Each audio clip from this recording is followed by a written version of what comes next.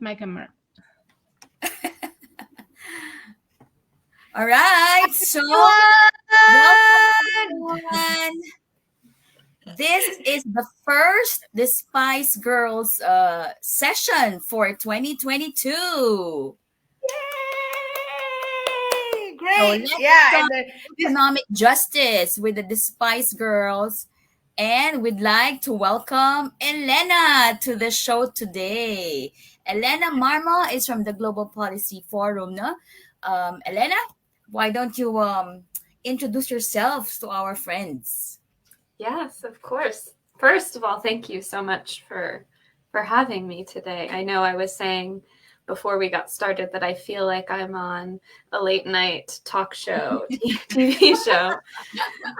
So it's very exciting to have a nice chat with everyone about our common agenda and everything that goes along with it. But maybe just a little bit of background about me. I've been with the Global Policy Forum since about 2019.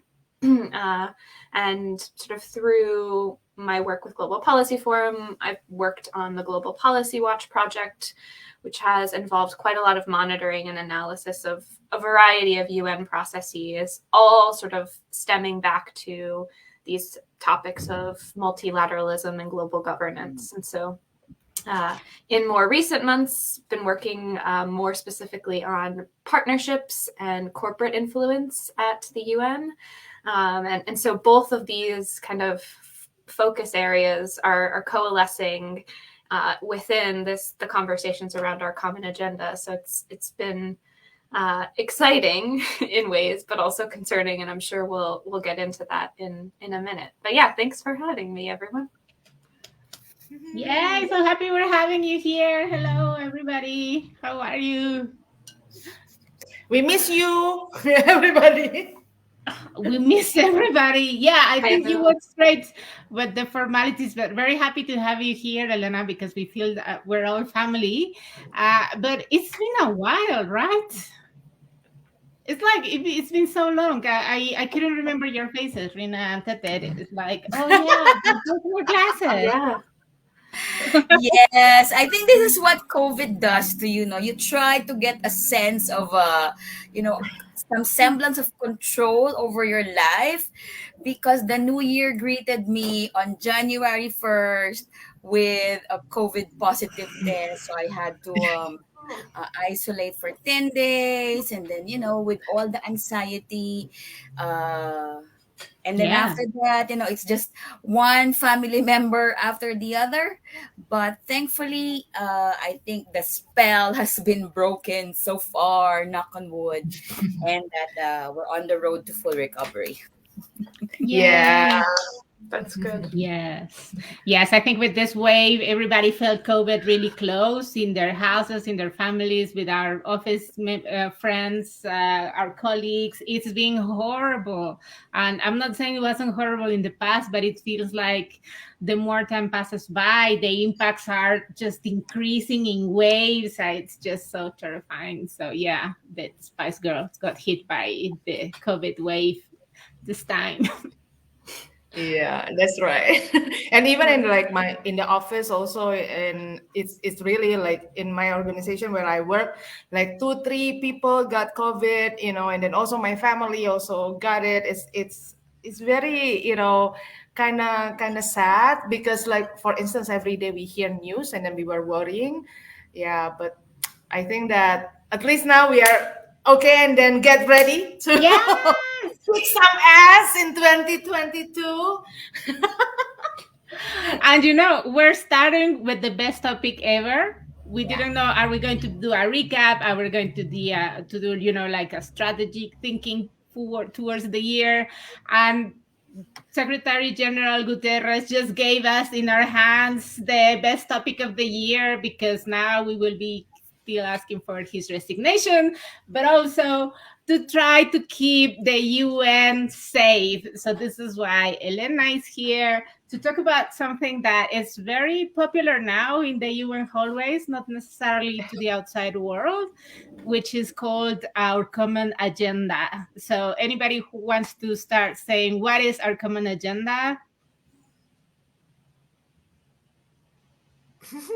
No, you want me to say it? Okay. Wow.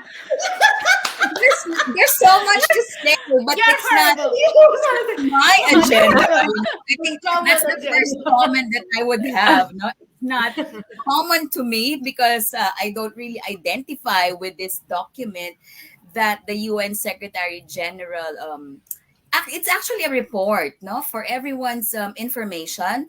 The Our Common Agenda, or OCA for short, was a OCA. report of the UN Secretary General last September 2021, where he outlined his vision of the UN in the next 25 years, how he intends to how he sees the future of global cooperation, and how through his leadership, this would result in a reinvigorated network multilateralism.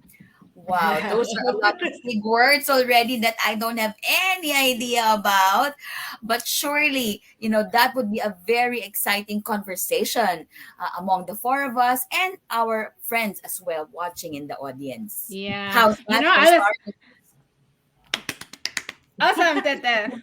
I was thinking we should call it, our common agenda, or the enchanted forest, or the house made out with candies, because the UN turned out it was the UN's 75th birthday last year. So as a result of that, the member states were saying we need to do something spectacular, and they asked the Secretary General, let's reform, let's do something flashy, and this is the outcome, the OCA, the house of Hansel and Gretel, built with all of these candies, and everybody wants, yummy, I want a piece of that candy, but they're not seeing that it has no foundations. It's just a candied house, just right inside the UN. Instead of going to the negotiating rooms to do some multilateralism, they want to go into the candied house. And then they're complaining, like, I don't know why the witch is eating my limbs and it's trying to rip off my head. I just wanted some piece of this candied house. This is what's happening with OCA. It's the witch house. They're building this candied house, and everybody wants a bite. We're seeing New York networks, we're seeing global networks cheering this agenda because they all want a piece of the candy. And hello, Elena's here to tell us why it's so terrifying and why we rather go back to the old building of the UN and rather strengthen the processes inside the UN. That's Yeah. Wow, that's like That's how The spirit of the campaign. humbling. Before we yeah. ask Elena to share, I heard that this year is going to be big because there are already ongoing consultations Yeah. on OCA, and that seemingly the UN universe is already very, very much busy with preparations for some very high level meetings that are happening this year, next year, and the following year. So what's all this fiesta atmosphere in the UN? Is it now the big show again of the UNSG? Well, he keeps saying that this is not meant to replace the 2030 agenda, but to the buzzword he keeps using is turbocharge the 2030 agenda. And I think really at the sort of the heart of it is this idea of networked multilateralism and inclusive networked multilateralism, which is really a buzzword for multi-stakeholderism, which just means multiple stakeholders all being involved in a process. But something that's really concerning about shifts towards a very sort of a process that is relying on a variety of stakeholders, and in these processes, we're seeing a lot of corporations being given kind of an outsized role or given priority in terms of their ability to influence the process. We undermine the human rights architecture and the responsibility of governments as duty bearers first and foremost.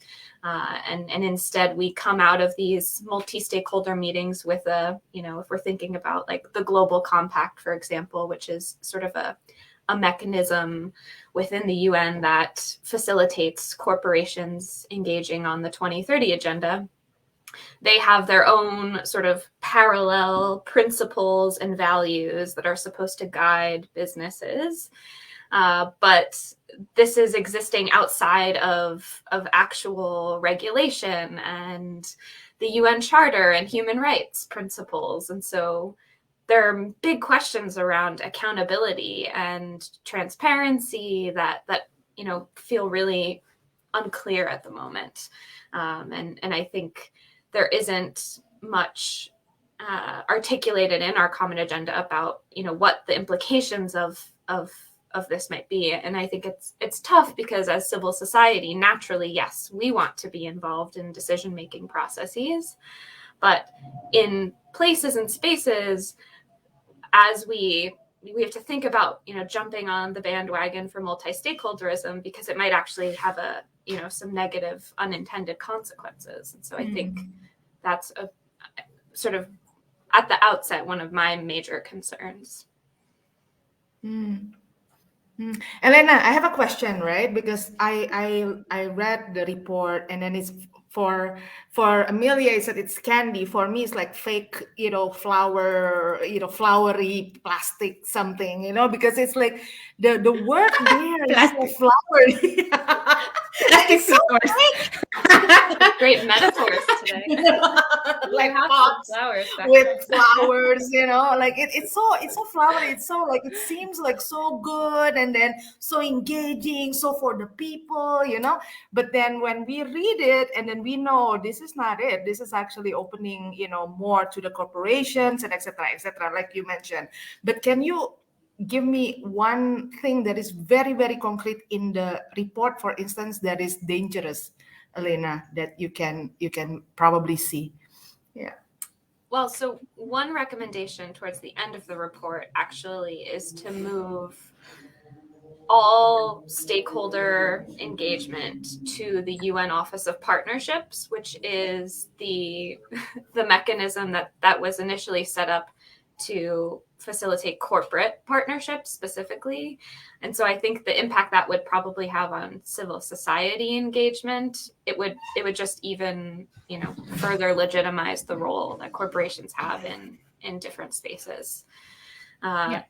The other thing though is like he makes so many recommendations. And so over the past, so starting on the 10th of February, running through March 9th, I think, or 8th, there will be a series of these consultations. And so on the first day, all of the member states will get a chance to talk about their positions on each cluster. So they've clustered all of the recommendations. And then on the second day, there's more of an interactive dialogue, although maybe Amelia could talk a little bit more about how interactive or not that actually is.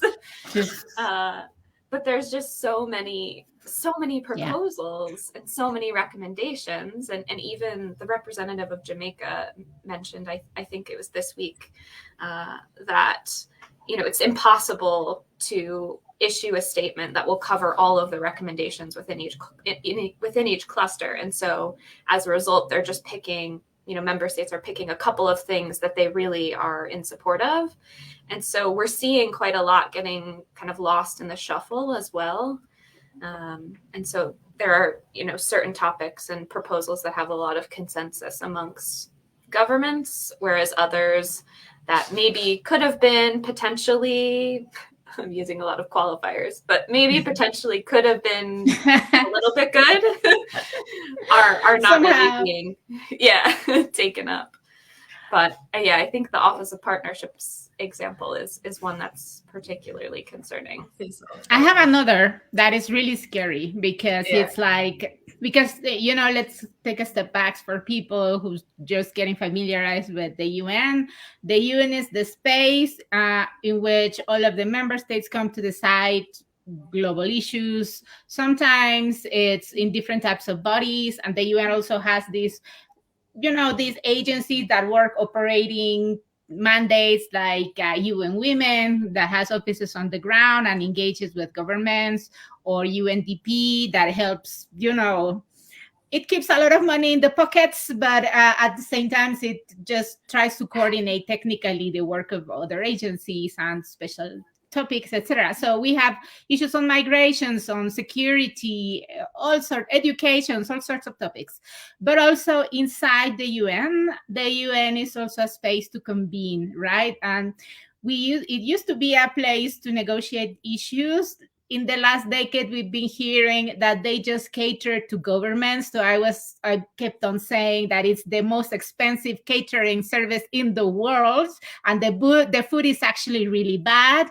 And now they're saying they want just to be conveners. They just want to be a hub where the millionaires meet with the civil society in a meeting and have coffee and stop the negotiations already. This is why the issue of networking instead of negotiations is really trying to come here. And the Secretary General is saying very clearly why he wants to do these networks.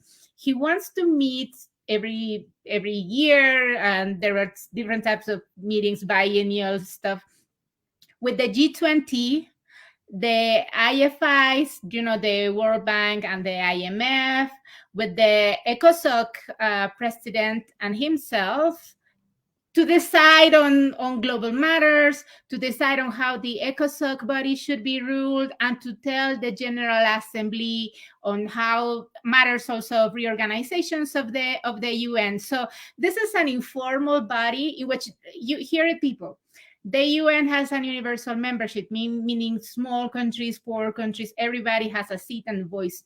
The G20 is composed by the richest and the wealthiest countries, and they meet every year. And of course, they make decisions for themselves. So the best example is that they've been hoarding the vaccines, and they have resisted that the rest of the world, especially global south, especially the poorest countries, especially Africa, and to have access to not only the vaccines themselves, but also to produce them so that they can catch up with the different variants that we've seen in the world. So now imagine these wealthy countries sitting every year, regardless of what the entire membership of the UN say, and then the powerful people, they come and sit down and they just dismiss everything and they apply whatever it is their will. That is one extremely worrisome.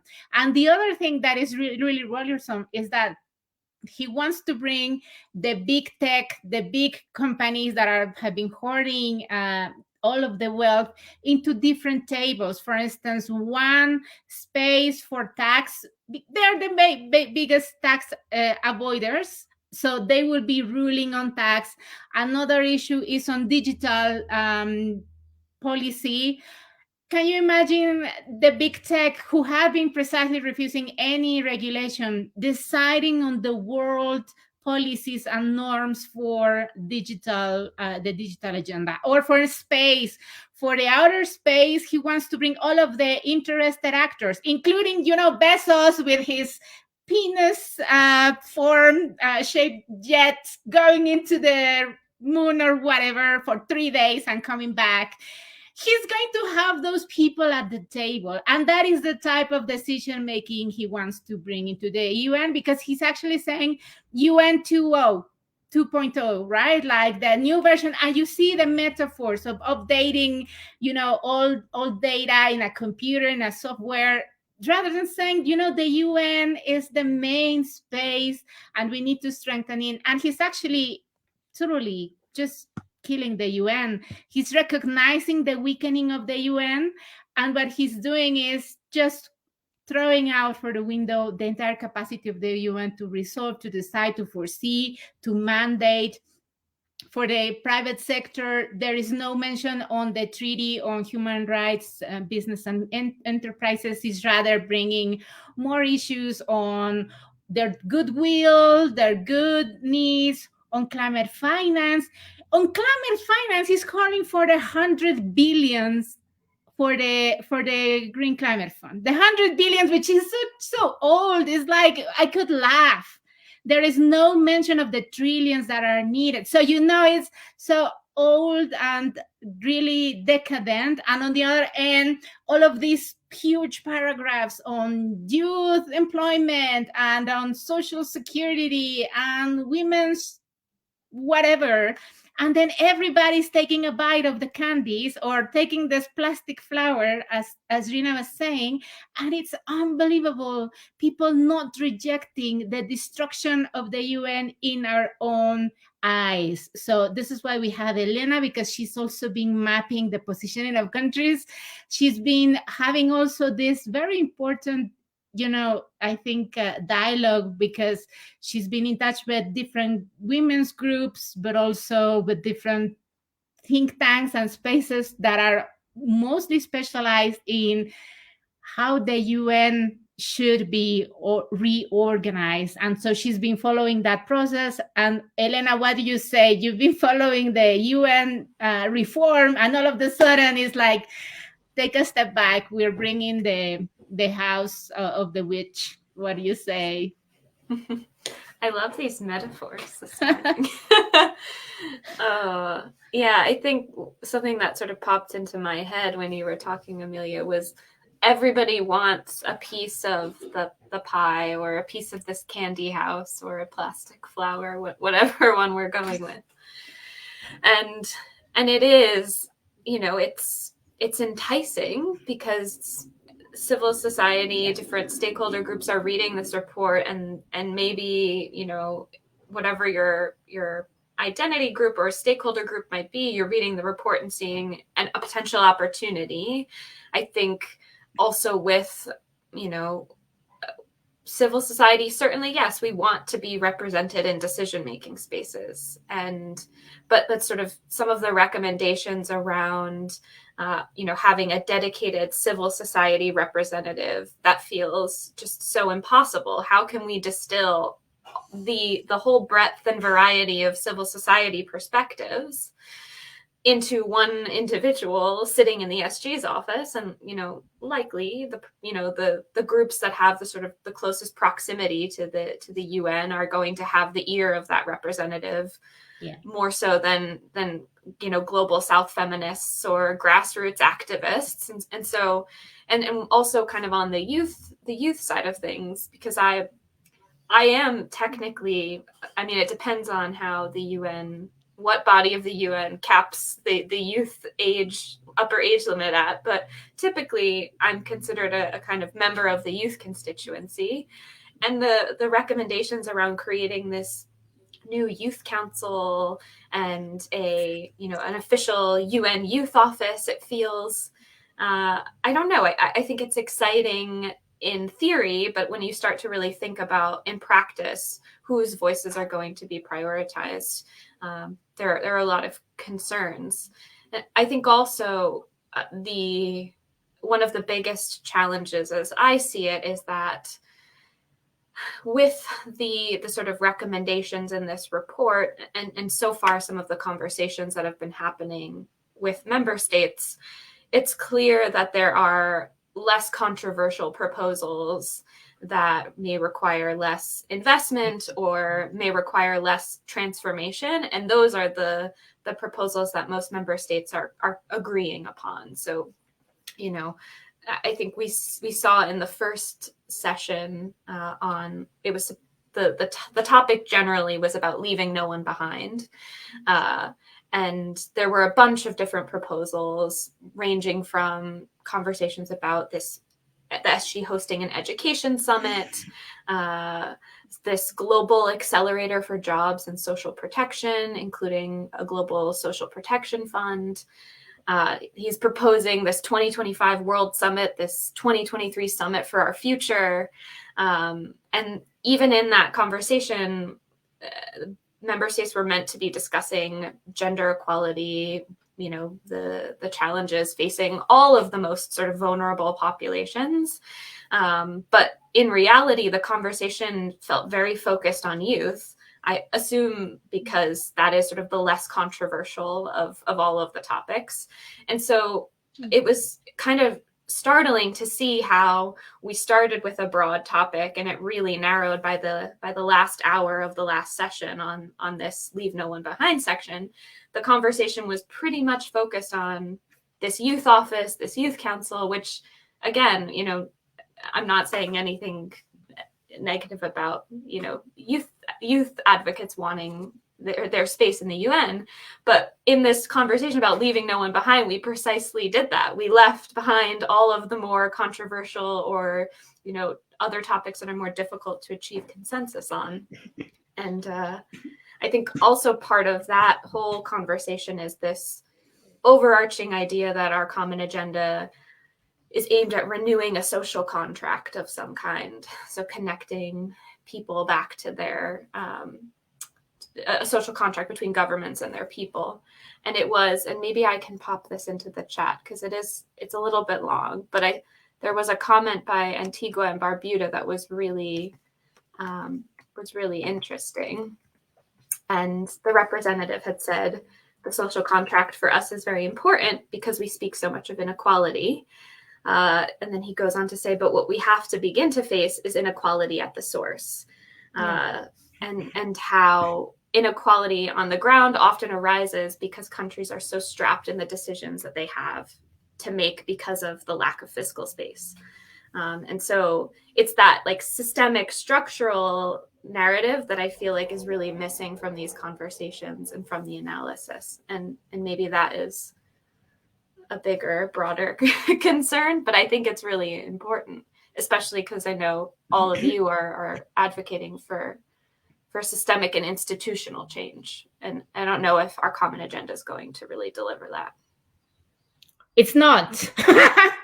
It's not. And Rina, you have your mic closed. No, I mean, it's not. What I heard is creating elites, you know, in the corporation, in the UN, in the civil society, and that's it, you know, and then UN as a broker to actually building that. Exactly. Yeah. Okay. Yeah. And you know, It's it sounds so aspirational, you know, like the people who's using fake Gucci bags and stuff. That sounds that the Secretary General sounds like that to me. It's like I don't have the resources, I don't have the decision making.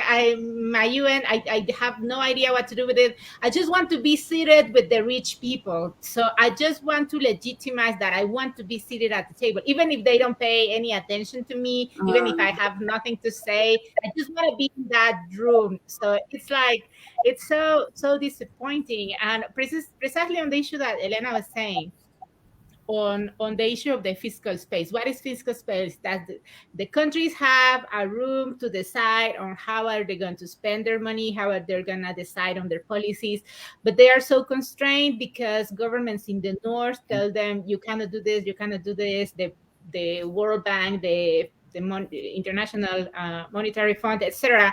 So they don't have the capacity to decide. And on the other, it's also the issue of the tax evasion that is precisely performed by these wealthy corporations. We had Crystal here last year telling us about it. So now in this year, the proposal is that OECD decides on the issue on tax, global tax justice. You know, the richest countries, the Secretary General is asking the OECD to decide on tax evasion, but the wealthy people bring their money to the wealthy countries, right? So it's the same with debt. They want lenders to decide on the issue of debt sustainability. So it's all wrong, all wrong. And just want to say something else. I know I'm talking a lot, but I had insomnia, so I woke up at 4 a.m. and I was like, why don't I read again the report? So I have it really fresh in my mind. Just to say on the issue on gender equality, you know, we're all feminists. what are the proposals? Very generally, whatever, blah, blah, blah, goal 5, you know, the usual. But then he goes to say that the inspiration to achieve the gender equality agenda is the Generation Equality Forum, the multi-stakeholder example of Generation Equality Forum. So all of the discourse, the candies and the candies, throwing out lots of candies. And then he says, let's discuss how we can strengthen the multi-stakeholder example of Generation Equality Forum, and to take that example to ensure that this agenda is fulfilled. So never mind our women's human rights instruments, never mind all of the process, all the institutional, capacities we have created, and the strength of the feminist movement and the innovations that we're doing on the ground. No, let's strengthen that example. Let's follow the multi-stakeholder example and follow the lead and see, expand it so that we can see where it leads us. So, I'm just horrified. Okay, I'm shutting now, and I'll see your reactions. Well, Elena did say that she was missing the discussion on structural and systemic transformations, right? I think one of the key things that struck me with OCA is that it talks about, the need to rebuild trust, the need to re-embrace global solidarity. But hearing you all talk about a lot of the dysfunctionality within the UN, I can't help but think that, yes, this current form of multilateralism continues to fall short already, no, in terms of addressing the inequalities arising from unequal power relations between global south, global north, within countries, between women and men.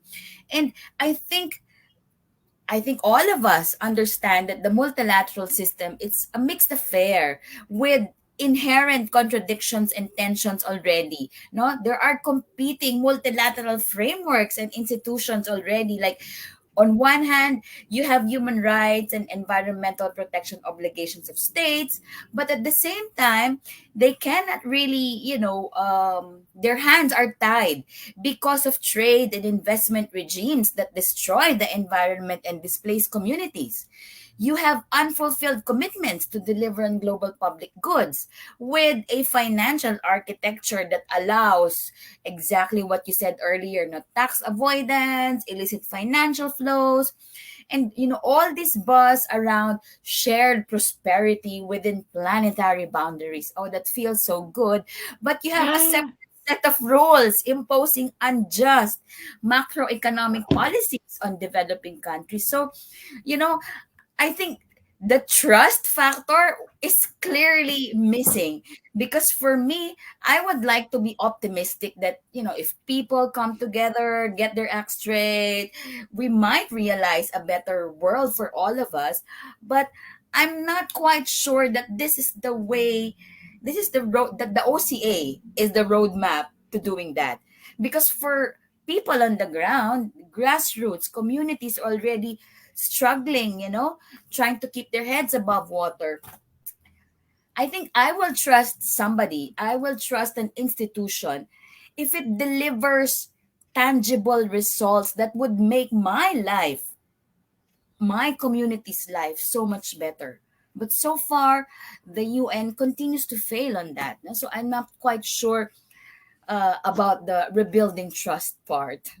Seriously. Yeah, but I agree with the trust part, but still the UN has the capacity to react. I think we're at a breaking point in which, if the OCA comes to fulfillment, then there is no turning back for the UN. This is the death sentence for the UN. So I think the difference is that it's not that, okay, their trust is broken, so we don't know if the UN is going to deliver. No, the UN can deliver. At this moment, it can deliver. So we need to demand of it that. if we go to the path of OCA, there is no way we're going back. The UN is just going to be an empty office, or just an office to meet with the rich people. And so it's really negating all of the 75 years of multilateral work. So I think that is why it's so pressing for me to insist that everybody should keep an eye on this agenda and not treat it as if this were an SDGs. Nothing happens if the SDGs do not come to fulfillment, in the sense that we just keep the same reality aggravating problems. But with OCA, unlike the SDGs, is really destroying the institutional grounds that allows us to go and analyze the global issues. So I think that's a major difference between the SDGs and OCA. Plus, OCA deals with all of the UN.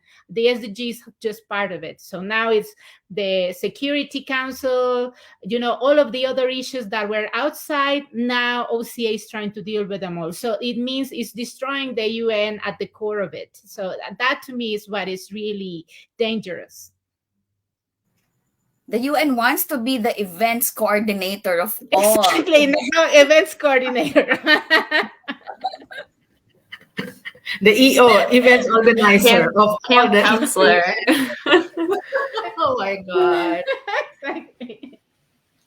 Yeah, but I know that like what you said, Elena and Amelia, that a lot of people wants to have this candy, like especially sometimes it's also many times it's also coming from the civil society, Yes. that the opportunity, this is an opportunity that we can actually grab, and then as long as that we have the seat on the table, it's okay, right? Like that was like the crazy part of it, but how about the member state themselves? Is there anyone who actually go against it, or what is actually their reaction on this? I'm just really curious. I can answer this. I feel like I'm talking a lot as well. So no, just chime in. I think it's interesting because overall, most member states seem to kind of welcome the agenda broadly, with sort of varied levels of buy-in or support, I guess. And so, and I think it'll be interesting to see over the next about month or so, as we have more of these consultation meetings on all of the different topics, to see how positions kind of shift, or where member states maybe are more excited or more engaged, or more, or quieter. And I think just so far on the first consultation was on essentially leaving no one behind. And the second was specifically on financing. And so you can already tell where there are sort of contentious topics. And so Amelia was kind of mentioning some on the finance route, which is one of those proposals, which is the biennial summit between ECOSOC and the SG and G20 and the IFIs. But surprisingly, most member states are generally in favor of it, with the exception of wanting to move it from ECOSOC to the GA, because the General Assembly is more representative. But they are sort of mostly supportive. Scary. Yeah. There is, I guess this is one sort of positive note. There is general support for addressing or revisiting GDP as the primary measurement of growth. And so there have been proposals over the last, plenty of years, to start thinking beyond GDP, just to look at multidimensional vulnerability. And so, specifically, SIDS countries have been pushing for something like this, because while they may be classified as a middle income or high income country, they're so vulnerable to the threats of climate change that, it's challenging when it comes to, access to financing and things for them. So that is, I guess, one positive. There's that is a proposal gaining some traction. But the again, like I was saying before, some of the less controversial things like summits and meetings and Yeah. things that are likely going to be kind of more talk shops, those Yeah. tend to be what are, at least from my observations thus far, getting the most kind of face time in terms of member states comments. Yeah. So I think one thing also that is interesting, and maybe I'd like to think that maybe perhaps it's because so many of us have been critical of this networked multilateralism, but I don't know. I have seen more and more member states reiterating, um, with regard to some of these summit proposals and high level meeting proposals, that they want to really reiterate that it should be um, sort of convened or under the auspices of an intergovernmental forum first and foremost. That could mean either they're listening to our critique, or perhaps it could signify a desire to actually exclude all stakeholders. So Yeah. it could be one or the other. And then also, I think with a lot of these proposals, something that we see often in all of the spaces that I know you all are organizing in is just the ongoing concerns about national sovereignty and respect for common but differentiated responsibilities. And those are present in these conversations as well. But yeah. But I guess I'll what stop is tricky is that the consultations are framed thematically. So people who work on social protection or gender or youth, they are just invited to come and talk about that. And therefore, the bigger picture about, do we want to destroy the UN, sweeties? That is not on the table. So, everybody wants is come and discuss this piece of the house with ginger and this part with chocolate, and everybody's saying, of course I like chocolate, and some people are saying, I'm allergic to ginger, I'd rather mint, so they're doing a zoom in on the house without the bigger picture. So I think that is the first problem with these consultations. It's not about the challenging the framing of destroying the UN. It's just about, because the discussion of GDP or youth or whatever, that can happen anywhere, that can happen under any roof, and then we could have these conversations on gender equality. But the thing is that he's taking for granted all of these issues of power imbalances. He's really trying to bring in all of the big actors to the table in a very illegitimate and undemocratic manner, but everybody's so distracted by their piece of candy. So that is one thing. And the other I just wanted to say is, because we are very we don't have a lot of time left to discuss two things. What are the proposals that we have instead of this agenda? And the second one is the issue of participation. And just to say that this proposal on the summit, for people who's out there who doesn't know what a summit is as opposed to a negotiation, it's just a lineup of people reading their statement, and that is it. So it's like various people get their fancy suits and their fancy dresses, and women wear their colorful scarves, and they go into a lineup, and there is usually a moderator coming from a TV show, and then we have musical intermission, and then I don't know what is the Korean group that danced last year. That is a summit. I remember with the SDGs. BTS. Yes, BTS.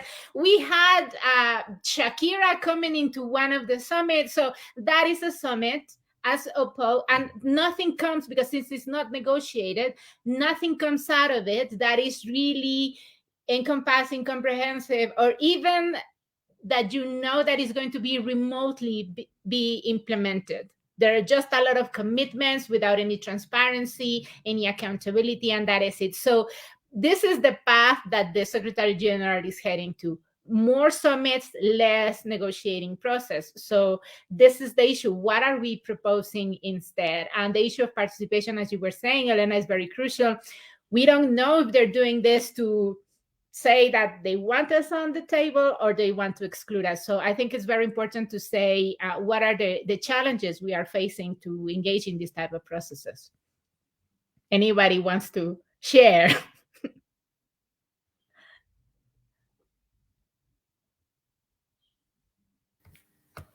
Amelia, I'm Yeah, actually no. I mean, I don't know whether that I can share. But what I really want to learn is actually what is this consultation going on, and then I know that you and Elena is actually following it, right? And then there's this yeah, I heard about UNGLS. There's this video. There's this, like so. Just enlighten me. What is actually the process? And yes. then is it absurd or Horrible. what?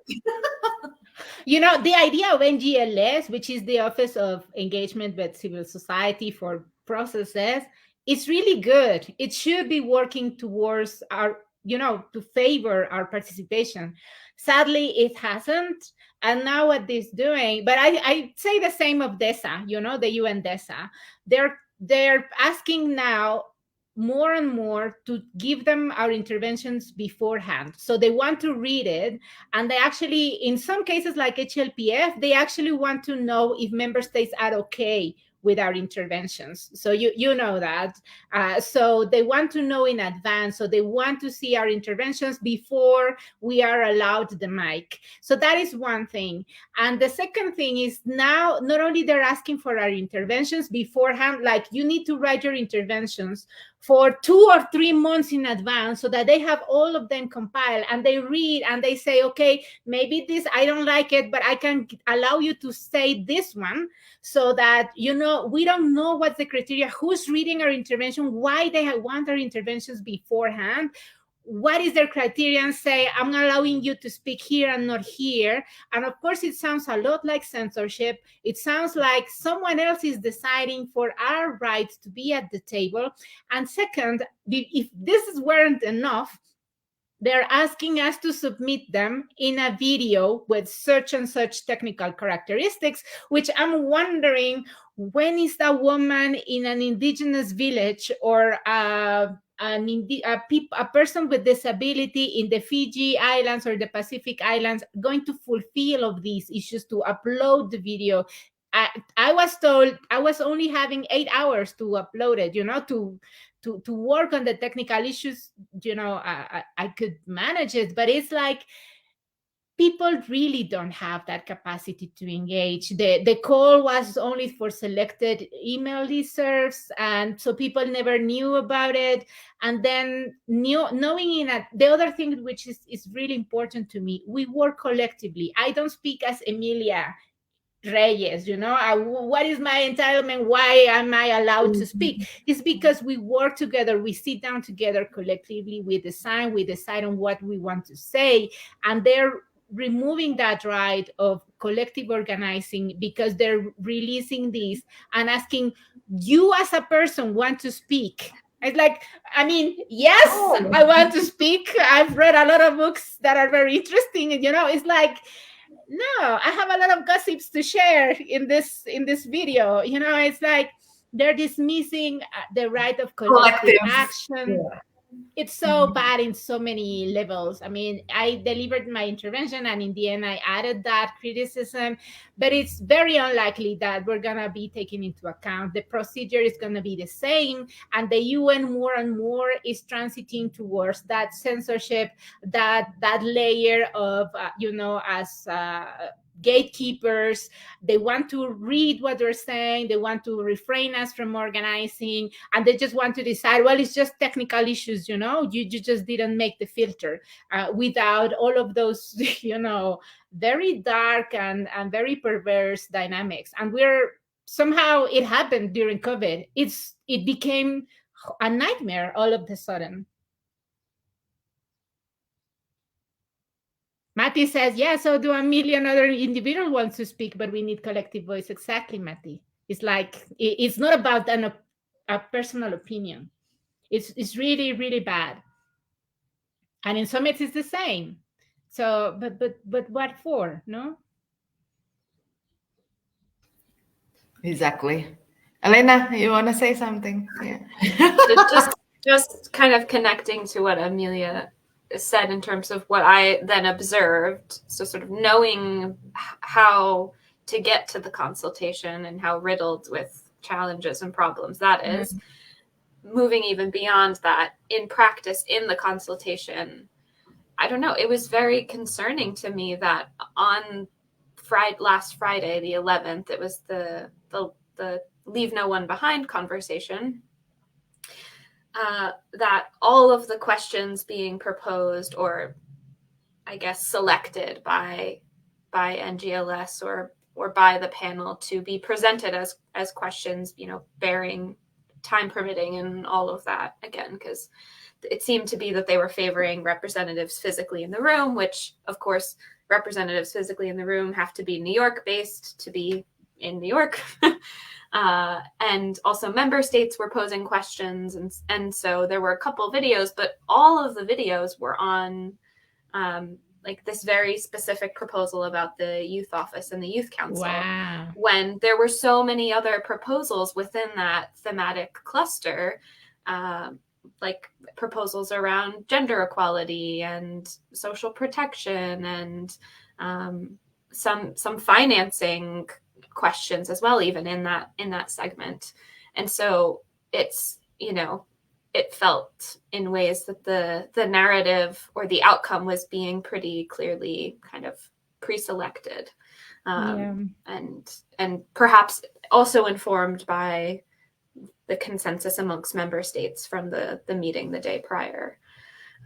So it did feel like a limited conversation to me as well.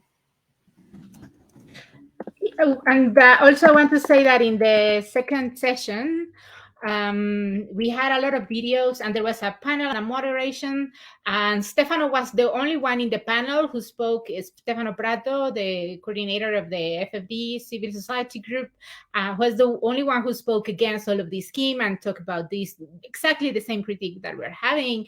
And then not even the moderator, and then we had a slot of interventions, and luckily many of the members of the FFD group and the women's working group on FFD jumped in and criticized all of the framing from different angles and stuff, and not even the moderator nor the other panelists recognized that. And for the conclusions, all of the critique, which were 7 interventions overall, nobody took that, and they went into, again, the candies and the enchanted forest and the trees, and not the big picture, the scary thing.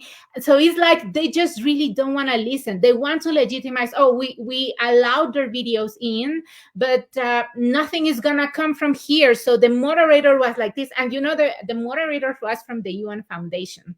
It's again, who's sitting at the table, I see you, Irina. It's because we need to name the actors and how are they proceeding. NGLS, there's a UN Foundation, and how they're making this chamber in which nothing comes through. And they decide, on the one hand, either they filter some specific message on this office of youth or whatever, because that's what they want to promote subliminally. And on the other, it's like, let's allow them to speak, but let's play deaf ears, right? Nobody's listening to them. And it's like, if nothing happens and we're here la la la singing our song. So it's very, very worrisome. Adriana, we want to ask you, do we have time for our dance?